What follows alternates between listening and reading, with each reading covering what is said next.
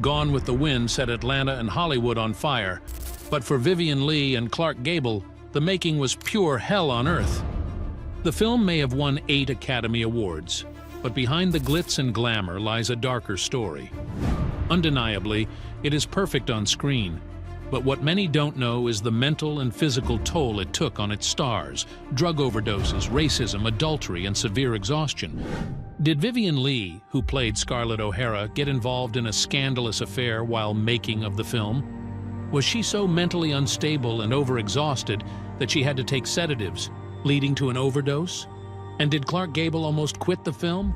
All these secrets and more in this video. Filming began in December 1938, and immediately trouble began for the 25-year-old lead actress. She struggled with sudden mood swings and emotional breakdowns due to undiagnosed bipolar disorder. She also developed itching eyes and peeling skin from an allergy to the red dirt imported from Georgia to recreate the southern landscape. The grueling hours on set took their toll, leaving her severely exhausted and mentally drained. To cope, she relied on sedatives to manage the pressure. But one day, she accidentally overdosed. Leigh poured every ounce of herself into bringing Scarlett O'Hara to life, often running on little food and less sleep. Co-stars began noticing her increasingly erratic behavior. To steady her nerves under the sweltering studio lights, she drank glasses of brandy between takes, while makeup artists worked tirelessly to hide the signs of exhaustion etched into her gaunt features. Despite all this, the film went on to become the highest-grossing movie of all time, earning $1.823 billion in ticket sales adjusted for inflation and sweeping 10 Academy Awards in 1939. At the time, Leigh was involved in an affair with English actor Laurence Olivier. The two had fallen deeply in love while filming Fire Over England 2 years before she became Scarlett O'Hara. Leigh left her husband, lawyer Herbert Lee Holman, and their young daughter to be with Olivier, who had also separated from his wife, actress Jill Esmond, and their son. Yet, in a twist unbecoming of a devoted lover, upon learning of Leigh's overdose, Olivier penned a scathing letter, lashing out with, "How dare you take 4 pills like that, you hysterical little ninny." To make things even more complicated, Leigh's period was often late, and she always feared she might need an abortion since neither she nor Olivier had planned to have children together. During breaks on set, Leigh created a disturbing new game called Ways to Kill a Baby. Pretending to hold an infant in her arms while driving, she would coo sweetly to the baby before suddenly tossing it out the window. Leigh's mental instability took a sharp turn after Gone with the Wind finished filming. On a voyage to America in late 1939 for the film's premiere, she experienced a severe breakdown. She isolated herself in her cabin, refused visitors and meals for days, and cycled between uncontrollable sobbing and incoherent rambling. Olivier only added to Leigh's stress by writing that Gone with the Wind was bound to be a disaster. To make a success of your career in pictures is essential for your self-respect and our ultimate happiness, he urged her. He even warned that if she failed, "I am afraid you may become just, well, boring." Leigh then spiraled towards a complete breakdown, prompting producer David Selznick to urge the unsupportive lover Olivier to visit and help calm her. The couple then fled to Kansas City, hoping to escape the spotlight and avoid recognition. Upon her return to the set, Leigh thanked Selznick, saying, "I'm so grateful to you. Larry met me in the hotel lobby, and we went upstairs, and we F-ked, and we F-ked, and we fee-ked the whole weekend." The affair had always sparked criticism, especially since both Olivier and Leigh were still married to their spouses. Meanwhile, their director was accused of playing a role in enabling their tumultuous relationship. And speaking of David Selznick, he wasn't even the first choice to direct Gone with the Wind, and in fact, the original director was fired.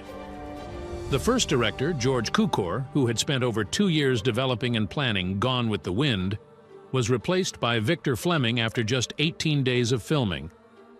Cukor left the project due to creative differences with producer David Selznick over the pace of production and his insistence on costly, authentic details.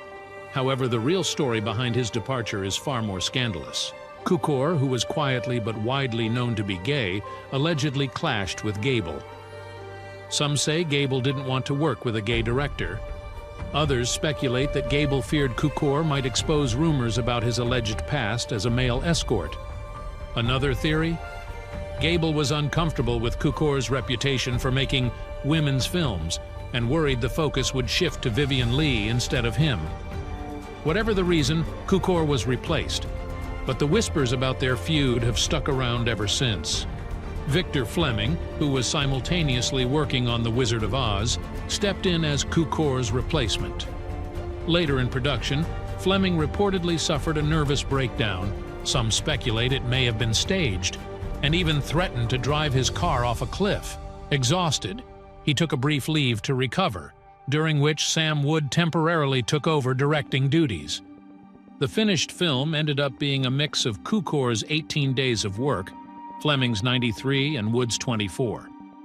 Apparently, Leigh and Fleming weren't the only ones nearing a breaking point. The entire crew was battling exhaustion from 3 a.m. wake-up calls and grueling, endless workdays. Co-star Clark Gable also arrived on set already grappling with his own frustrations. He had no say in taking the role, having been loaned out by another studio.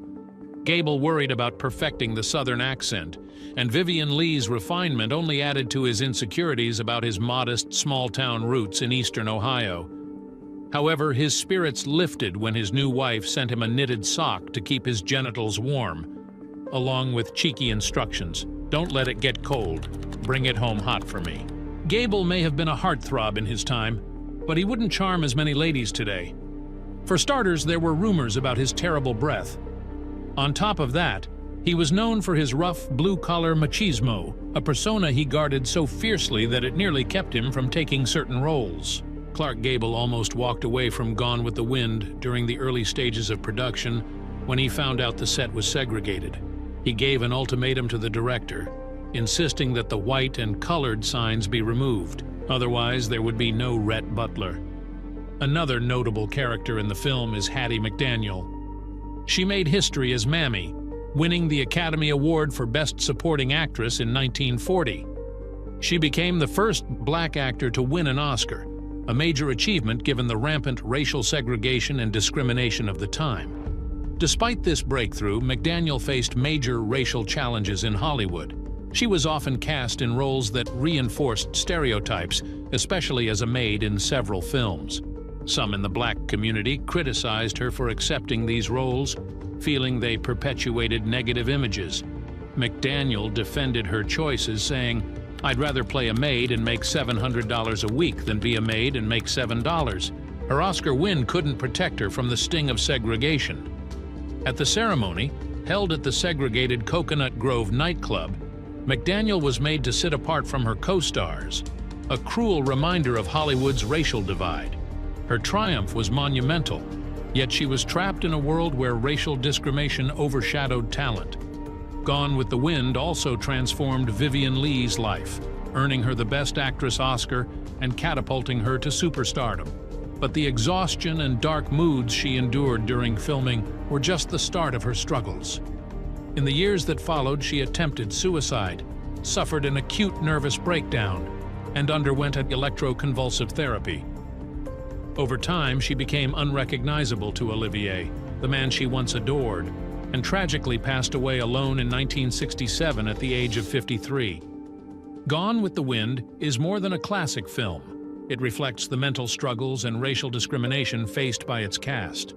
While it made history, the production's behind-the-scenes reality highlights the personal and mental toll on the actors. The film's legacy is a mix of triumph and troubling truths,